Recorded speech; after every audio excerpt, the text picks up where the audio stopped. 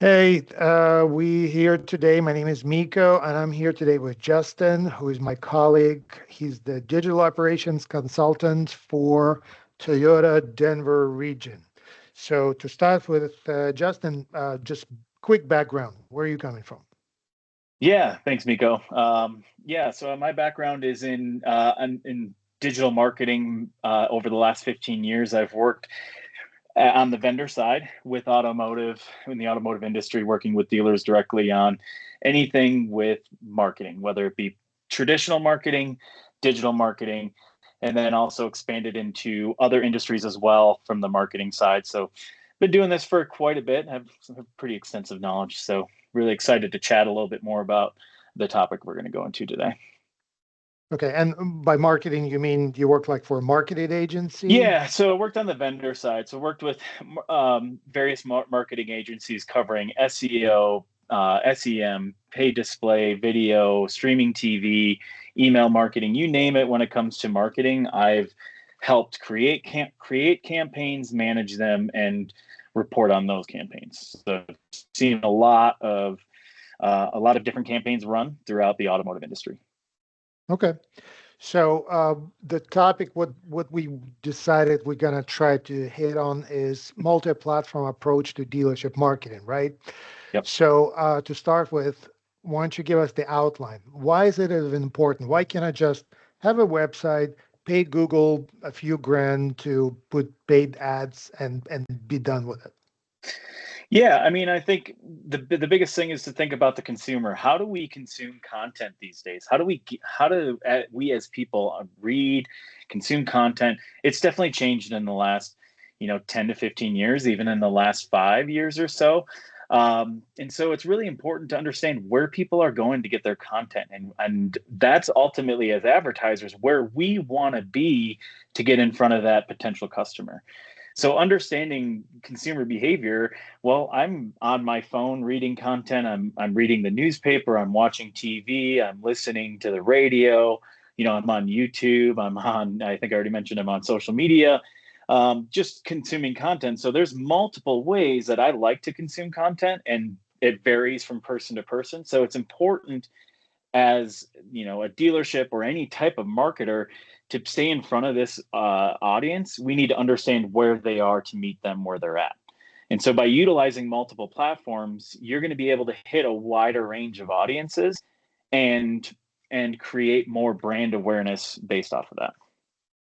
Okay, and you have some numbers like to back them up. What's the Yeah. evidence?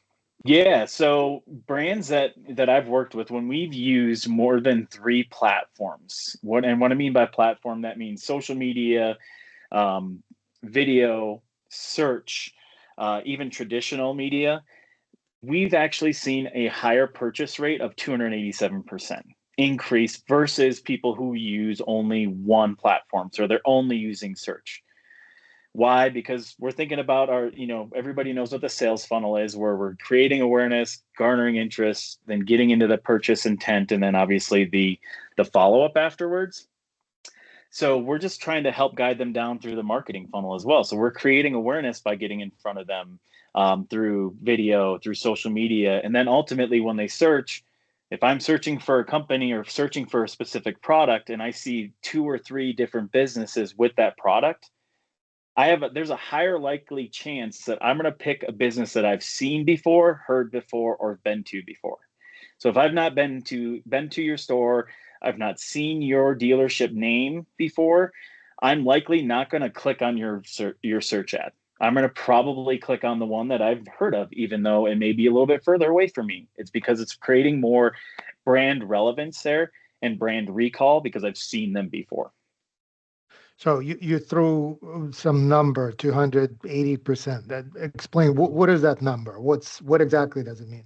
So it's a higher purchase rate. So seeing when I've based off of impressions to clicks to conversions. So clicks to conversions increase by 287% based off of if you're using three or more platforms Right. versus campaigns that are only run with one platform.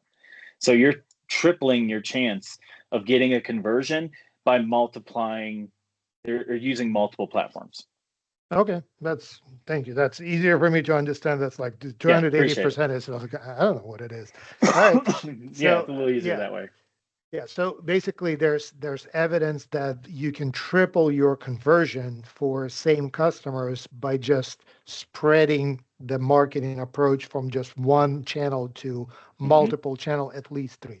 And Yeah. so another thing is like you touched on this, but like just as a philosophy that we discussed before this video, that uh, there could be an approach that I want when the customer starts thinking about the car, I want to be in front of them when they search. Hmm. But this is a different approach. This is just brand awareness and brand, not Toyota or Ford, but brand is your dealership, right? Yep. So that the customer is aware and your name keeps popping up in different things.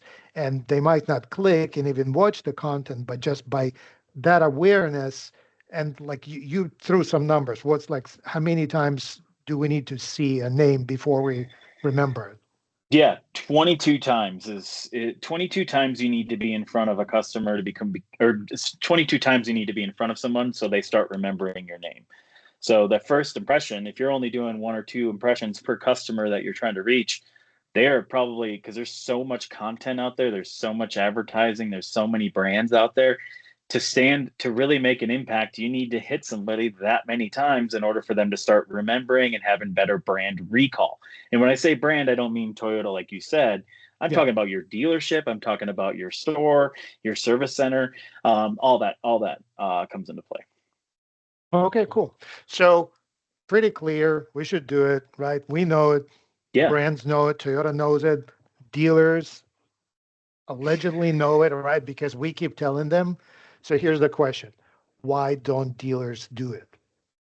Well, there's that perception of cost, right? It's going to cost Yeah. us so much money to do it because there's so many platforms out there.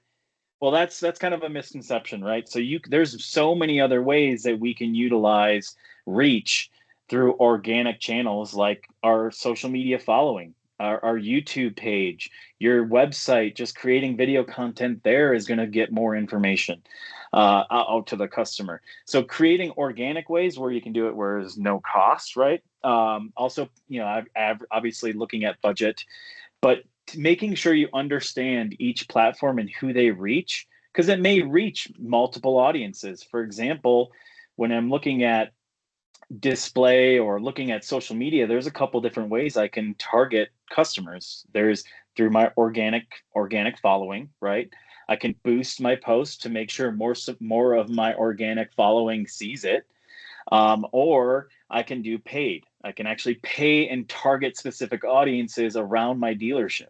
I can actually pick the zip codes that I have my PMA in. So I don't have to do broad strokes where I'm having to spend tens or hundreds of thousands of dollars to reach people 20 times. I can have more of a targeted approach to reach a specific audience 20 times.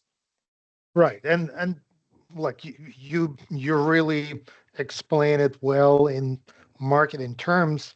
What I like to explain to myself and reiterate for dealers that what you mean is the cost could be zero, Could be literally zero. Or zero, right? when I mean by organic, that is just who's already following you, trying to get more people to follow you, trying to create that viral video that marketing terms use, and just trying to reach out to more people organically or at zero cost because that's already there. People are already on social media. You get feeds and suggested posts all the time. How can you be part of that? Creating that content. Yeah, and maybe for some dealers, we need to again reiterate that social media is free. Posting Mhm. is free.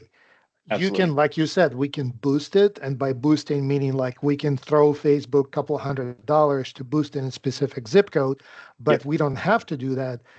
The equipment is free. And I always like when I talk to dealers and start talking about buying cameras and equipment, I have my phone. That's it. This is all you need. I have my millions of views with my phone, very little equipment, right? So there's no cost to that compared to whatever you need to spend with putting stuff on TV, or right now there's like the new thing is the streaming Hmm. advertising like an Yep. Amazon or Hulu. This is all free. And another thing we discussed, that another reason that we found that Yeah. dealers don't do that is that they think, well, the brand is doing it, right? Toyota is doing it Yeah, already. Why should it we is. do it, They are. right? You're right. You're right. And that's, that's great. Toyota's doing it. It's awesome. It's getting people really fired up to buy Toyotas. Toyotas are one of the, obviously the top selling vehicle in the US right now is the RAV4. So they're doing a really good job of driving Toyota sales. But Toyota, the brand, and my TDA, I've also heard this as well from dealers, is my TDA also does advertising for me to get all that information out there and get brand interest. I don't need to do that. Well, you're right, they are, but however, they're not focused on your dealership. That's very powerful. People don't think about that. It's not your dealership. It's Toyota, it's the region, which is great, and it's really trying to push sales for the region, sales for the whole US. We're talking about just your store specifically. Toyota doesn't do that. So this is an opportunity for you to get your name, your store name in front of them in these multi-platform. And so that's why it's important to make sure you don't use that as a scapegoat to say, well, our Toyota's already doing it for me. And you know what? Toyotas sell themselves. Absolutely. We have a coworker that loves to say this. Somebody's going to buy a Toyota. They're just likely not going to buy a Toyota from you. Yeah. Right? Unless you're getting in front of them in these key moments. And that's why having this multi-platform approach is important. Right. And another thing that some dealers, I think I've heard this, and you probably have as well, that they actually feel that they're a little bit scared of doing something that the brand will not approve. Do you ever feel that? Yes, absolutely. Obviously, there's a marketing covenant for Toyota that they need to follow, like what we need to have. But dealers are doing that every day. I mean, you are a Toyota dealer. There's a lot of information out there. So if you ever think that this might not be something that they will approve, there's steps to take to say, hey, can I use this? You can actually send it to Toyota to actually look at, but you're also not paying for it too. It's your organic posts. It's your like similar to like your community posts that you do. If you're not doing them as a dealer, you definitely should be, of like what you do around the community and why you're impacting them. That's important. So that's a part of what we talk about too. But there are steps, and there's obviously a lot of information out there that can say what can I put in a post and what can't I based off brand covenants. So there's a lot of information out there. Okay. Yeah. So just to those people that are a little bit scared of doing it, Oh yeah, that from too. from Yeah, what we see is that the brand, we work with regions. yes, Regions will support you, right? They're not absolutely. gonna. It's very rare that they're gonna say take this down. It's got to be something really bad, like okay, let's throw somebody under the bus. I don't even know who it was, don't remember, but there was a tech that put together a video of something that was not 100% positive about a Tundra. There were some Hmm. issues with the Tundra. And what was the worst thing that happened? I think the region politely asked them to take that video down. Yeah, That's it. They did not lose on any money. They did not get penalized. They did not lose an allocation.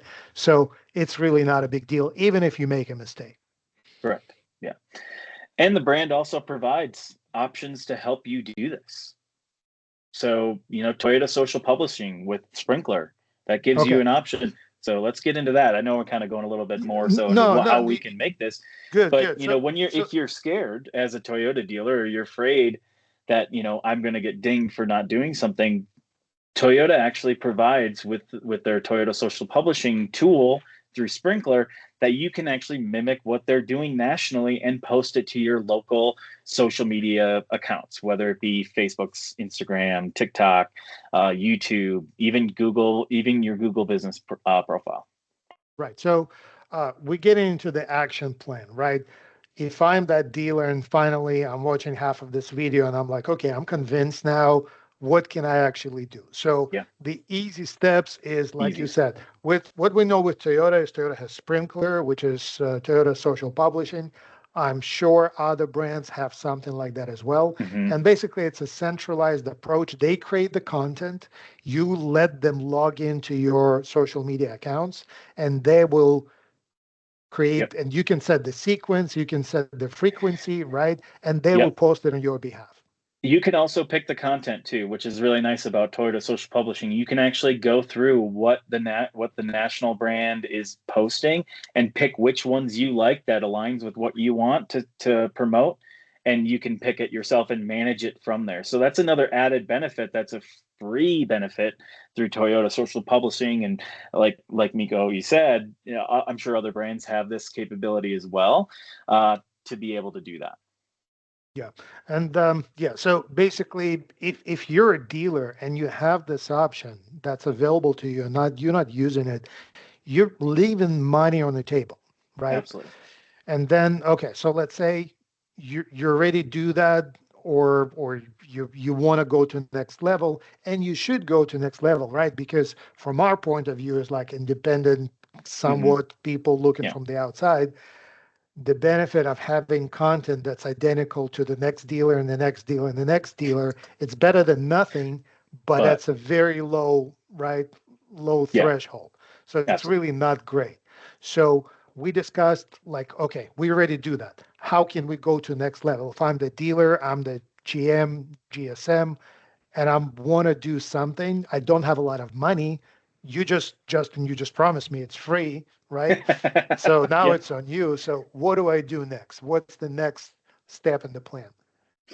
Yeah. Have your sales team start shooting videos around the dealership, creating content with for you. Have a spiff for video or a contest showcasing different vehicle types. Why buy from us?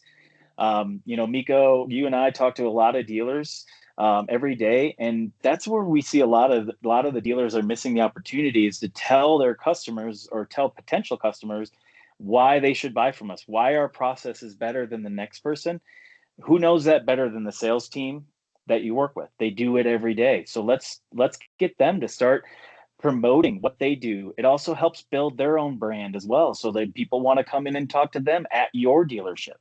And this doesn't cost you anything extra other than your sales team taking time to do it, which we all know a lot of times salespeople are either sitting out on the lot looking at their phone anyways, maybe, you know, texting a few customers here and there, but they have some time. And when they do, it's what better productive way than to shoot some videos talking about new products that are coming in, talking about, you know, the dealership, why it's so awesome there. You know, hey, we have a great area for your service, your waiting area where you can do work while we're working on your car. Those kinds of things can provide some easy content um, to promote, and again, very low cost. Yeah. So the the the challenge with getting your salespeople, your employees to do videos Right. is pretty clear because as we Absolutely. know and we see day to day, to getting an average person, salesperson or not, in front of the camera is very difficult, right? Even though we see so much content and it, influencers and it all that, it's so average funny too. person, yeah, yeah. Yeah, But this yeah, go ahead. sorry. Like it's I find that comment funny. I'm afraid to get in front of the camera. Well, we are salespeople, right? We love talking to people. We meet new people every day. I That's what I always love to tell salespeople. You're talking to people every day. I don't want to show my face. I don't like the way my voice sounds. I really don't like the way my voice sounds, so I might not watch this video back in full, to be honest. But Same. I'm here. I love talking about, you know, cars. That's why I sell cars, or that's why I work in the automotive industry. And get really passionate about it. Well, what it's not that hard to put it in a video. They're going to see your face anyways. They're going to see what you do. It's just only going to help that person feel more comfortable. Your potential customers feel more comfortable with your staff too. When they walk in the door, they know who they're going to talk to rather than assuming they're going to get swarmed by salespeople because they don't remember their salesperson's name. Right. So just that's always a good, I always like to say that. Sorry. Like, Yeah, why no, not use it? Why right. not It's do all it? good. Well, that's how we try to explain it to them and convince them. But in the end, until it hits Get something them in to the actually do brain, it. Yeah. actually do it. Right. So one approach is proactive, and actually saw like a conversation on Reddit recently that somebody is looking for a job with a dealership, and the dealership is like, well, provide us the social media that you have and record a video. And the uh, potential candidate was like, is this the job? Do I really have to do that? And my opinion was, this is a smart dealership. They're Hmm. proactively hiring people that are willing to do that. But Yeah. let's say we don't have those people, it's hard to convince them. But if we can get them to like this literal Pavlov dog's response that you made a video, here's $100 bill. And I've Yeah. seen this done at a dealership. I was doing training for video. I convinced one guy to do a video, and the sales manager on the spot wrote him a spiff for $200. He didn't promise it ahead of time, but it was like really smart way of approaching. And another way, Absolutely. like we discussed, um, if you don't want to pay per video, there's a way, just simple contest. And contest with social media is easy, right? Yeah. You don't need people to vote. You just need the views. Hmm. Views or maybe hours watched if you really want to get granular about it. Yep. But have whoever wants to put a video, and then whoever got the most views gets a couple $100. It's going to be impactful for the salesperson, and at a scale of a dealership, $200 for that type of exposure, I think it's a good investment. I agree. I agree. Absolutely. Okay, so let's say we're back to our action plan. We got the social media from the brand. We getting salespeople to put videos, but it's really not working. It's a lot of work. Or we want to get to the next step. What's the next step? Yeah, the next step is to have someone hire someone for the dealership to actually create content for you, whether that be part-time or full-time. To actually, that's their only job role, is to create video content throughout the dealership. So that this one is going to cost a little bit more money, but there are, creating 2 or 3 videos a month, or a video a week.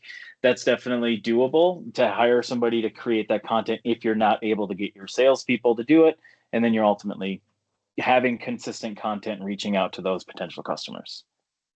Yeah, and like you're saying, a couple of videos per week. If it's somebody that it's their job, They should then do more, right? Yeah, absolutely. I'm I just mean, saying a eh, minimum on a post. Like, it's two. So if you have a part time, you can hire someone part time to create a couple yeah, videos a week.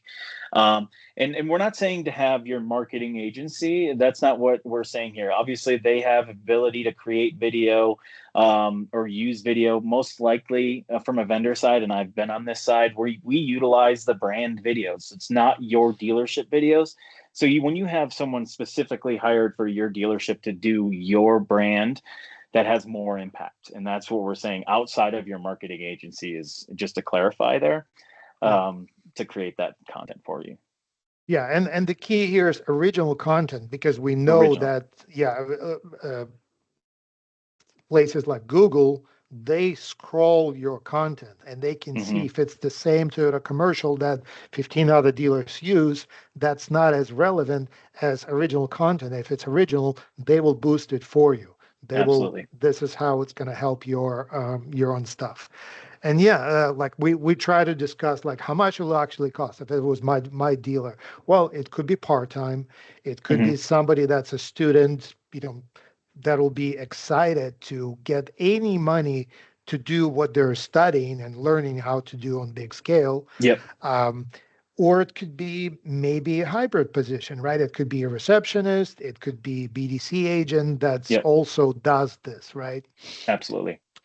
Okay, so we do the brand social, we do videos, original content. We have a person that's responsible for it. And the last step will be, again, it's still fairly easy. And especially if you have that dedicated person, have Absolutely. that dedicated person be proficient in GA4 and start to learn and see what's actually working. Right, because Absolutely. GA4 will show you, like you told me, like social media analytics could be great as well, Yep. right? Yeah. So You you can can see go to your views, account. reach. Yeah. Absolutely. Yeah. I have like on my YouTube dashboard, I can see, which videos work, which videos get more views or more hours. Sometimes it's interesting. One video will get more views, but different video will get more watching hours, which could be more important, whatever. But GA4 will be much more relevant to your business because then you'll see, okay, this platform is bringing me visits that convert Yep. to calls, to leads, to sales. Yeah. So, like basically a different level. Yeah. And I would say also measure too, pre-content video content versus post video content for overall website traffic and website conversion rates. So you can test it yourself. So you can see, when I wasn't doing this, was it having an impact? Now that I've been doing it for 60 to 90 days, and that's the testing period would be 90 days, is to see, does it have an impact versus my prior 90 days or last year's 90 days, to see if it had an impact. And by utilizing GA4, you can do that pretty easily, just by looking through the data. Same thing with YouTube, same thing with social media. You can see your reach, you can see your follower count start to increase as well. And then every time you post from there on out, if people are starting to watch and you're doing consistent posts, you're going to see that every time you post, it'll have further reach. All right, cool. Anything else you want to add, throw in? No, I think we kind of did it. Yay, we did it. We did it. Awesome. Well, All thanks right. for having me, Well, Miko. Appreciate it. It was a yeah, great thanks, conversation. Justin. That was great. Yeah, and if you think of anything else, any other wisdom you want us to put together, let's do it. Yeah, appreciate it. Thanks, Miko. Thank you.